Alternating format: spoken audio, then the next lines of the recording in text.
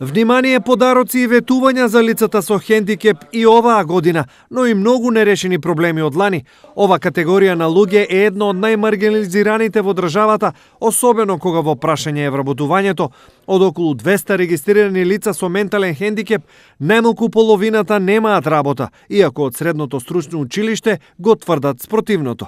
Последните неколку години голем број од нашите ученици се вработуваат и во државните институции, меѓутоа како податоци кои што ги имам од службите наши стручни соработници, бројката на вработени лица е голем, тоест колку што имам информации во општина Штип скоро и да не постои невработено лице со посебни потреби кое што го завршило образованието кај нас. Се помалку има и стручен кадар, обучен за работа со ваков тип на лица. Секогаш е потребен стручен кадар. Се настојува во соработка и со локалната самоуправа и со Министерството за труд и социјална политика да се надмине тој проблем. Најголемиот дел од лицата со ментален хендикеп се изолирани и осамени. За нивна социјализација неопходни се соодветни установи.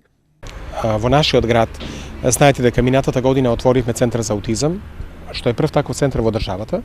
Сега се отвора во Скопје, можеби и во Битола. Потоа идеја да се отвори дневен центар за стари лица со посебни потреби. На тие луѓе ќе им пружиме максимална нега и здравствена, но психолошка нега, ќе им се обезбеди дневен преистој, разонода, па и храна. Да кажам дека се планира да се отвори дневен центар за лица, за слепи лица.